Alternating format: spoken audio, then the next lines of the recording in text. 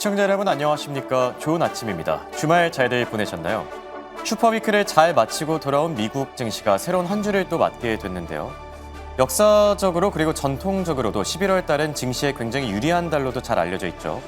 지난달에 연출된 기분 좋은 랠리가 이번 달까지도 잘 지어지기를 기대해 봅니다. 자, 그럼 먼저 지난주 마감 상황부터 바로 확인해 볼까요? 지난주 미국 증시는 빅테크 공룡들의 실적을 주시하면서 일제히 올랐는데요. 메타와 마이크로소프트의 실적은 조금 아쉬웠지만 그래도 애플과 아마존이 말 그대로 멱살을 잡으면서 증시 투자 심리를 개선시킨 하루였습니다. 다우지수는 0.09% 강보합권에서 거래를 마쳤고요. S&P 500 지수는 0.2%, 그리고 나스닥 지수는 0.6% 올라줬습니다. 한편 FOMC 회의를 마치고 돌아온 연준 위원들의 발언도 주목을 받았는데요. 파월 의장에 이어서 연준 위원들까지 매파 발언을 남기자 채권 시장에도 짙은 경계감이 깔린 모습입니다. 특히 10년물 국채금리는 장중 한때 4.1%를 돌파하게 됐는데요. 그래도 장 막판에 상승분을 반납하면서 숨고르기 양상을 나타냈고요. 또 달러 인덱스의 상승세도 지속됐는데요. 지난주에 99를 넘긴 이후에 슬금슬금 오르더니 어느새 100에 다가서고 있는 상태고 또 여부의 시장에서 원달러 환율은 1,420원대에서 거래 중입니다. 자, 그럼 다음 장 통해서 이번 주 관전 포인트도 같이 들여다볼까요? 슈퍼위크가 끝나서 그런지 이번 주는 좀 전체적으로 한산해 보이는데요. 우선 월요일에는 ISM 제조업 PMI 그리고 연준 위원들의 연설이 예정돼 있고요. 또 서학개미들의 최애주 가운데 하나죠. 팔란티어의 실적이 예정돼 있는데요. 최근 주가가 200달러마저 넘어선 상태죠. 이번 실적 발표를 통해서 상승 모멘텀을 마련할 수 있을지 지켜봐야 되겠고요. 그리고 화요일에는 미국의 졸츠 보고서와 무역 수지가 공개됩니다. 다만 셧다운 사태가 지속될 경우에 해당 지표들 역시 물 건너갈 예정이고요. 그리고 이날 AMD의 실적도 공개되는데요. 최근 한 달 동안 주가가 무려 50%나 오른 상태죠.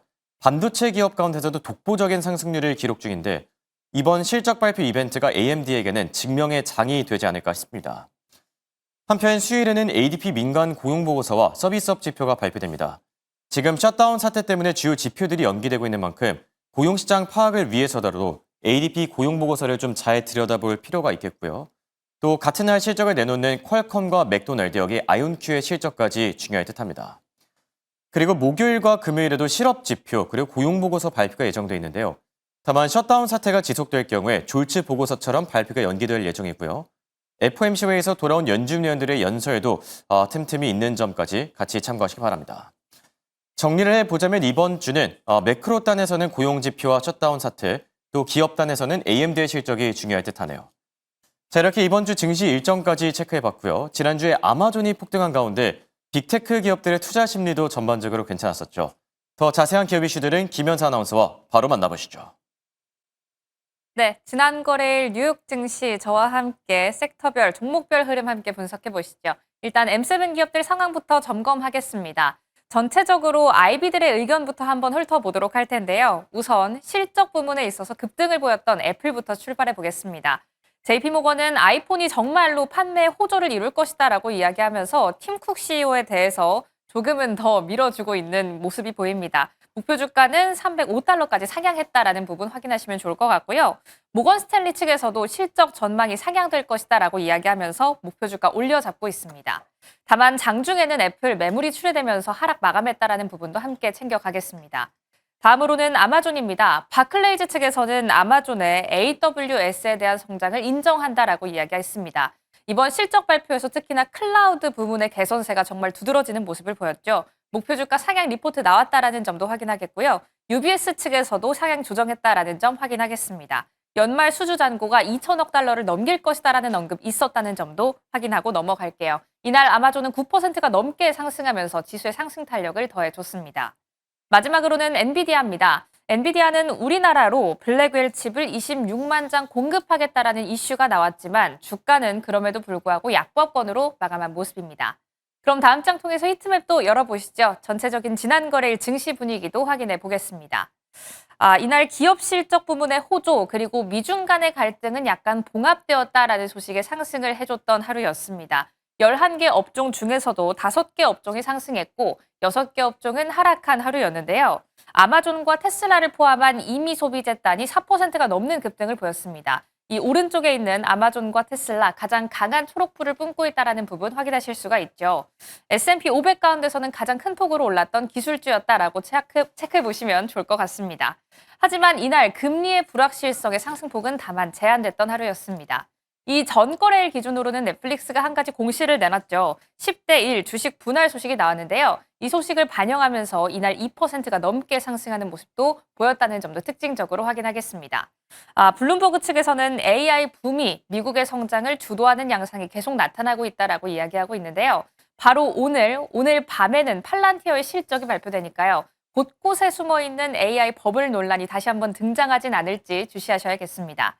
그렇다면 지금까지 나왔던 M6 실적 한 판에 정리하고 넘어가 보시죠. 다음 판 넘어가 보겠습니다.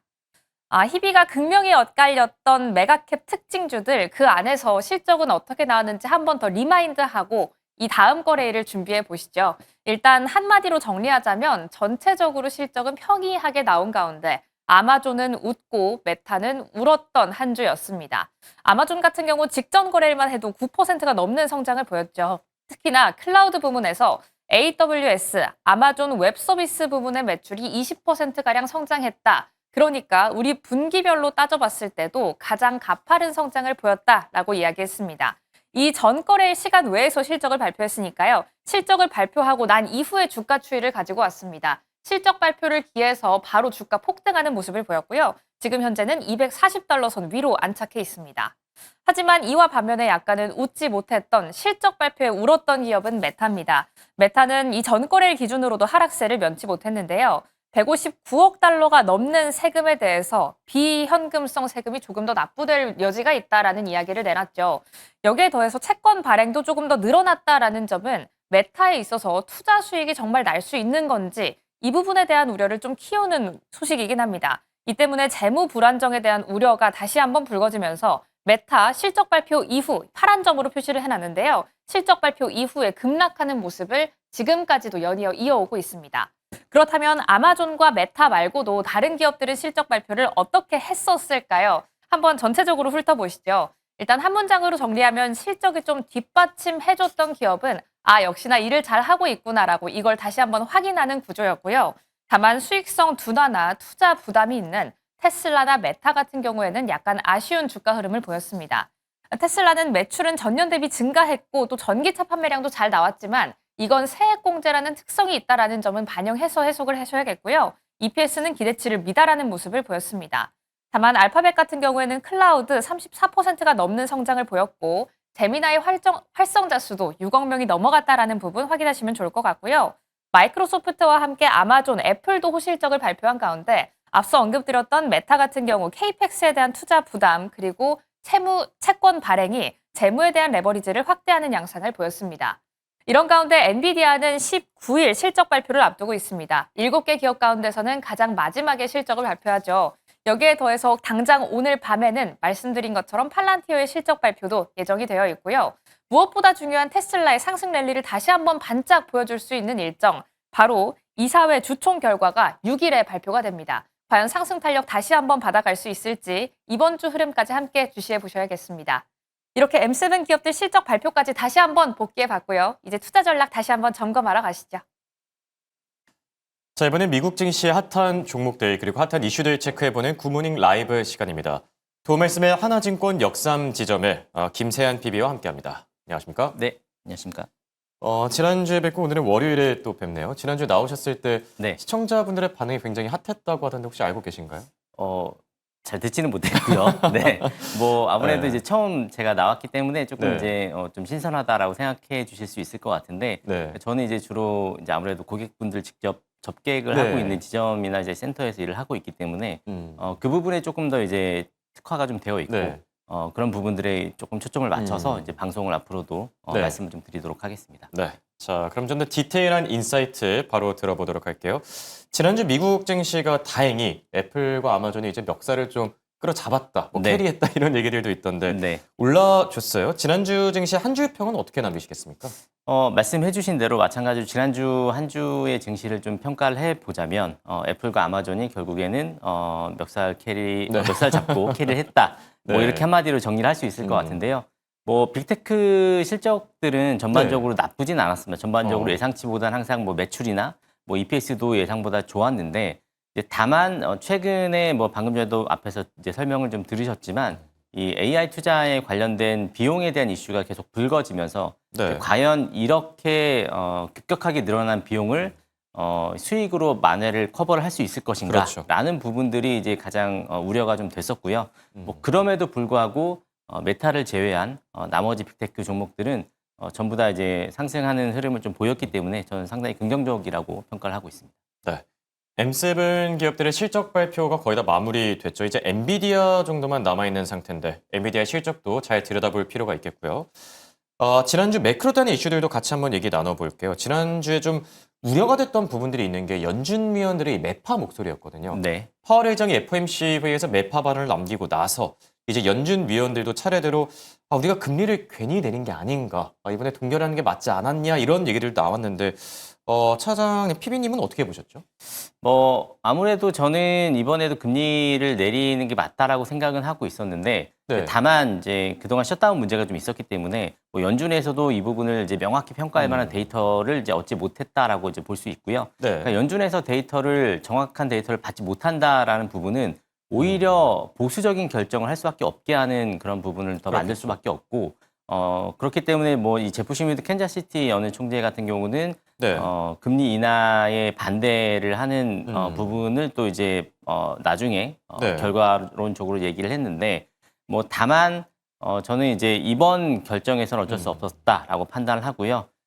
이번에 또 이 연준 그 회의가 끝나고 나서 뭐 네. 델러스 총재라던가 또는 뭐 이 다른 총재들이 여러분이 말을 남겼더라고요. 네, 약간은 중립적인 의견 또는 이제 매파적인 의견으로 좀 돌아섰다라는 부분들이 확인이 좀 되고 있고 네. 이번에 금리를 내리면 안 됐었다라는 이런 발언들이 조금씩 나오고 있는데 뭐 이제 12월 달 금리 인하를 대부분 시장이 미리 반영을 하고 있는데요. 네. 이 부분이 과연 어떻게 될지는 좀 지켜봐야겠지만 기존의 셧다운도 어쨌든 끝나야 되고 이 셧다운이 끝나고 나서 이제 경제 지표들이 이제 우르르 나오겠지만 네. 그런 지표들을 통해서 봤을 때 노동 지표나 뭐 이런 부분이 상당히 견조하다라고 이제 판단이 되면 사실은 뭐 그 전에는 이제 데이터가 없었기 때문에 판단할 네. 수 없었던 부분들이 이제 조금 중립이나 이런 뭐 아니면 더 이상 이제 내리면 안 된다라는 의견으로 이제 돌아설 가능성이 상당히 있기 때문에 이 부분이 연말에 조금 주가가 조정이 될 수 있는 부분을 좀 자극을 할 수 있을 거라고 생각을 하고 있습니다. 결국 셧다운 사태가 종료되고 이제 지표들을 좀 뜯어봐야지 연준이 12월 달에 금리를 뭐 한 차례 더 내리게 될지 아니면 동결하게 될지 이 부분을 좀 알 수 있을 듯하고요. 그리고 빅테크 기업들의 실적 얘기 저희가 앞서도 잠시 나누긴 했지만 AI 버블론이 최근에 좀 컸었는데 이 부분을 좀 잠재워준 것 같기도 해요. 전반적으로는 어떻게 평가하시죠? 사실 전반적으로 빅테크 회사들이 워낙에 쌓여 있는 현금이 많기 때문에 네. 이렇게 좀 강하게 드라이브를 걸면서 자본 비용을 좀 늘리면서 이제 투자를 좀 하고 있는데요. 사실 뭐 아마존이나 뭐 구글, 뭐 마이크로소프트 이런 네. 클라우드 사업을 하는 회사들은 자기네가 이제 데이터 센터를 구축을 해서 임대 수익을 올리는 형태로 많이 이제 수익을 다시 회수를 하고 네. 자기네들이 이제 가지고 있는 캐시카우를 가지고 또 이 비용을 만회를 하고 있는데 그러니까 이번에 메타는 조금 조정을 받았었던 이유가 아무래도 뭐 일회성 법인세 네, 뭐 이런 그렇죠. 부분도 있기는 하지만 메타가 가지고 있는 뭐 이런 다른 여타의 수익성과 이 자본 비용을 비교를 했을 때 과연 이 부분 충당할 수 있느냐가 이제 네. 좀 관건이었고요. 뭐 추가적으로 이 메타 같은 경우는 오로지 자사 플랫폼만을 이용한 그 데이터 센터를 네. 구축하는 비용을 많이 들이고 있기 때문에 이 부분이 지금 당장 뭐 이제 수익성을 좀 갉아먹는 거 아니냐라는 네. 부분이 상당히 우려를 좀 낳고 있는데 저 개인적인 뭐 생각이긴 하지만 어쨌든 메타 같은 경우도 수익성이 워낙 좋은 회사이기 때문에 그렇죠. 뭐 당분간은 크게 뭐 걱정할 필요는 없을 거라고 생각을 하지만 만약에 뭐 이런 이슈들이 계속 좀 오래 간다. 네. 그러니까 뭐 추가적으로 얻는 수익이 또 없어진다. 또는 기존의 캐시카우가 조금 약해진다라고 이제 실적이 또 나오게 되면 그 부분은 조금 조심을 해주셔야 될 것 같습니다. 네. 빅테크 갭들의 실적은 그래도 좀 전반적으로 긍정적으로 네. 평가를 해주시고 있는 것 같고요. 그리고 11월 달로 이제 접어들었습니다. 역사적으로 그런 얘기가 있죠. 11월 달에는 이 전통적인 강세장이 연출이 된다. 올해도 반복이 될 수 있을까요? 어떻게 생각하시죠? 네, 보통 이제 생각을 하실 때 1년 뭐 1월부터 12월까지 기간을 보면 네. 보통 크리스마스 랠리라고 해서 12월 달이 가장 좋지 않은가라고 이제 생각을 하시는데요. 통계적으로 그러니까 최근 100년간을 기준으로 보면 네. S&P 500 기준으로 11월 달이 가장 성과 수익이 좋았던 수익률이 좋았던 그런 달이라고 보시면 될 것 같고요. 유일하게 1년 중에 이제 9월 달만 마이너스고 그리고 10월 같은 경우는 이 변동성이 제일 이제 높아지는 네. 그런 이제 빅스 지수가 높아지는 그런 달이라고 보시면 될 것 같은데 올해도 사실 11월은 저는 좋을 거라고 생각을 하고요. 네. 일단 뭐 지금 실적 시즌이 지금 아직 다 끝나진 않았지만 뭐 엔비디아나 뭐 앞으로 이제 나올 실적들도 상당히 좀 기대가 되고 있고 그러니까 보통 1월부터 12월간을 보면 1년의 지수가 약 10% 가까이 빠지는 경우가 최소 한두 번은 나오는데 올해는 1분기에 3월달, 4월달에 상당히 조정을 크게 받았었기 때문에 연말로 갈수록 저는 고점을 조금 높여가면서 올해 장을 좀 마무리하지 않을까라고 생각을 하고 있습니다. 네. 말씀해 주신 것처럼 강세장이 올해도 좀 연출이 되기를 기대해 보고요. 기업단 이슈들도 같이 나눠보도록 하죠. 지난주 애플이 실적을 발표했는데 주가 흐름만 놓고 봤을 때 이제 처음 발표를 했을 때는 시간 외 거래에서 빠지다가 결국 다 말아 올리고 뭐 정규장에서는 또 잘 가졌거든요.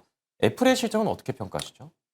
애플은 사실 뭐 걱정할 필요가 없는 회사기는 하죠. 뭐 그런데 뭐 빅테크 중에서도 사실은 뭐 가장 이제 로열티가 높은 또 그런 고객들 가지고 있는 회사고요. 네. 뭐 전반적으로 봤을 때는 매출, 뭐 EPS 전부 다 양호했다라고 평가를 할 수 있고요.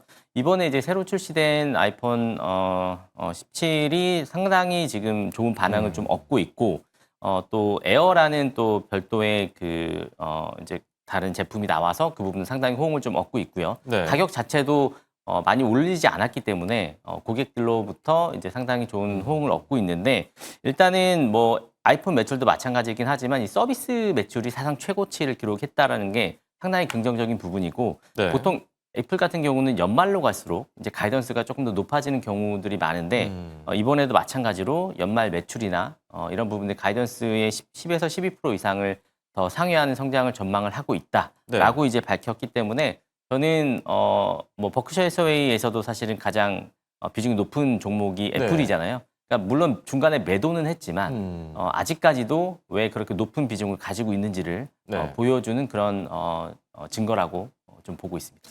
그렇다면 투자 관점에서는 뭐 지금 들어가도 괜찮을까 아니면 좀 지켜보는 게 좋을까요? 저는 이제 보유하고 계시다라고 하시면 네. 계속 이제 홀딩하는 전략을 가지고 가시면 좋을 것 같고요. 만약에 보유하지 않으신다라고 하시면 애플 같은 경우는 주가가 만약에 조정을 받더라도 상대적으로 조정폭이 그렇게 크지 않은 종목이기 때문에 상대적으로 다른 종목들에 비해서는 좀 부담 없이 적립식으로 좀 매수 형태로 가져가시는 게 좋지 않을까 생각을 하고 있습니다. 네. 네. 자, 그리고 지난주에 관심을 받았던 또 다른 기업이 코인베이스라고 합니다. 코인베이스 투자자들의 거래량이 꽤 많이 늘었다라고 하는데 암호화폐 쪽은 어떻게 보시는지 그리고 코인베이스는 어떻게 보시는지 궁금하거든요. 뭐 우선 코인베이스라고 하면 네. 최초로 이제 암호화폐 거래소로 이제 미국에 상장한 그런 종목인데 그 전에는 사실 암호화폐의 단순한 거래량 또는 뭐 이런 사고 파는 이제 수수료 위주로 이제 많이 수수료 그 성과 수익이 좀 나왔었는데요. 지금은 이제 전반적으로 구독 서비스 매출도 계속 좀 늘어나고 있고요. 이번에 실적 발표에서 가장 중요했던 부분은 대출 잔액이 사상 최고를 기록을 했었고요. 고객층이 기존의 뭐 이런 리테일 고객들 이외에 뭐 기관이나 뭐 마켓메이커나 이런 기업들이나 좀 다양해진 부분들이 상당히 긍정적으로 평가를 받고 있고 추가적으로 이 USDC 그러니까 이 스테이블 코인 관련돼서도 지금 상당히 결제 이런 량이 늘어나고 있는데 USDC가 이제 서클에서 발행한 이 스테이블 코인인데 이 코인베이스 안에서 또 거래가 될 수 있기 때문에 이 부분이 CEO 같은 경우는 상당히 이제 앞으로 결제 플랫폼으로 성장을 하고 있다라고 이제 패러다임이 좀 변화하고 있다라고 얘기를 했고요. 그런 부분에 있어서 저는 향후 이 코인베이스의 실적은 상당히 기대가 좀 되고 있고 올해 YTD 기준으로 약 30% 정도 올랐는데요. 뭐 연말로 갈수록 저는 뭐 지금 최근에 좀 코인 시장이 약간 거래량이 좀 줄어들었지만 그렇죠. 그래도 연말로 갈수록 통계적으로 보면 항상 늘어나기 때문에 이런 부분들이 반영이 되면 다음 분기 실적도 상당히 좀 기대를 하고 있습니다. 네. 저는 개인적으로 계속 매수 의견으로 보고 있다라고 생각하시면 좋을 것 같습니다. 애플은 보유 의견, 그리고 코인베이스는 분할 매수 의견 이렇게 주셨는데요. 궁금한 게 한 점 더 있습니다. 밤사이 나왔던 이슈인데요. 버핏의 버크셔 회의가 자사주 매입을 멈췄다라고 합니다. 그리고 현금 보유량도 지금 547조 원이다. 사상 최대라고 하는데 혹시라도 이게 증시 고평가 신호는 아닌지 이 부분에 대해서 어떻게 생각하시는지 마무리해 주시죠. 네. 우선 개인적으로 버핏이 여태까지 상당히 이제 잘 맞췄다라고 저는 네. 생각을 하는데 올해 1분기에도 많이 떨어졌을 때 그 정도 이제 항상 이제 현금 보유량이 늘려왔기 때문에 상당히 버핏이 네. 잘 맞춘다라고 생각을 좀 하고 있는데요. 저는 개인적으로 이제 버핏에 맞는 종목이 지금 없다라고 생각을 하고 네. 있고요. 그렇게 지금 생각하신 이유는요? 버핏 같은 경우는 이제 여러 가지 가치를 하지만 그러니까 기본적으로 가치 투자 위주로 하기 때문에 지금 미래 AI 데이터 센터 이런 부분은 보통 성장성을 위주로 네. 미래의 데이터를 가지고 와서 지금 평가를 하거든요. 그렇기 때문에 이제 주식이 먼저 올라가는데 이제 버핏의 그 기준으로 보면 이제 그 부분이 맞지 않기 때문에 저는 동의하진 않지만 네. 버핏의 기준으로 보면 지금은 그런 부분이 좀 강하게 나타나고 있다라고 생각을 네. 하고 있습니다. 담을 종목이 없는 거지 그렇다고 증시가 고평가되거나 떨어질 가능성은 적다 이렇게 생각하시는 듯합니다. 자, 지금까지 도움 말씀에 김세한 PB와 함께했습니다. 대단히 고맙습니다. 네, 감사합니다.